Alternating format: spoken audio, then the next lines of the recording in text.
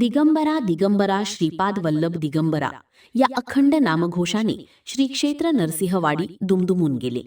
कृष्णा नदीच्या वाढत्या पुराच्या पाण्याने मंगळवारी पहाटे 3:30 वाजण्याच्या सुमारास श्री दत्त महाराजांच्या चरणकमलावरून पुराचे पाणी मंदिराच्या दक्षिण द्वारातून पुढे प्रवाह सुरू झाला आणि यंदाच्या पुरातील पहिला चढता दक्षिणद्वार सोहळा अत्यंत भक्तिमय वातावरणात संपन्न झाला.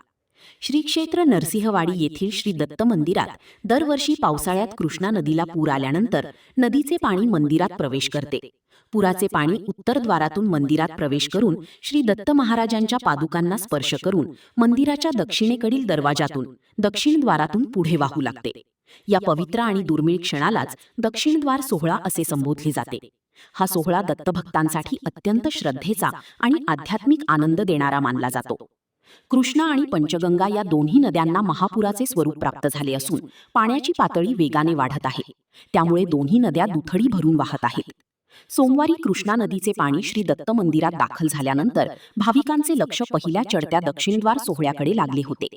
अखेर मंगळवारी पहाटे हा बहुप्रतीक्षित क्षण आला.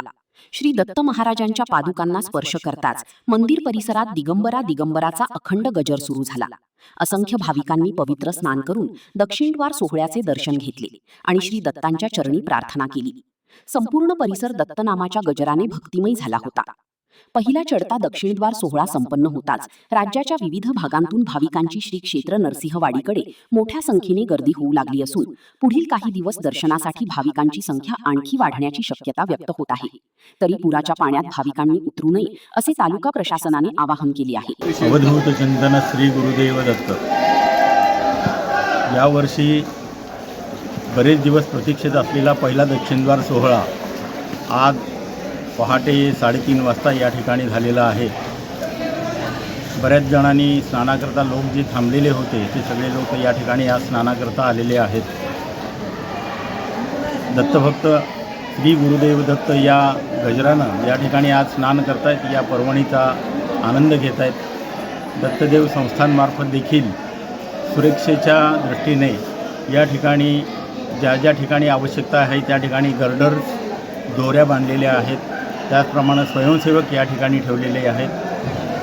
स्वतंत्र एका नावेची व्यवस्था या ठिकाणी केलेली आहे. त्याच्यामध्ये इनर्स वगैरे ठेवलेले आहेत. लाईफ जॅकेट्स ठेवलेली आहेत आणि होता होईल तेवढी जास्तीत जास्त प्रयत्न सुरक्षेकरता जे करता येतील ते देवस्थानमार्फत या ठिकाणी केलेले आहेत.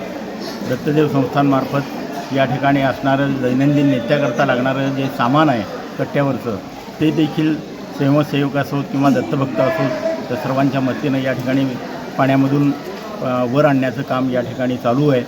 आणि अशा रीतीनं आज या वर्षातला पहिला दक्षिणद्वार सोहळा या ठिकाणी होतो आहे. अवधूत चिंतन श्री गुरुदेव.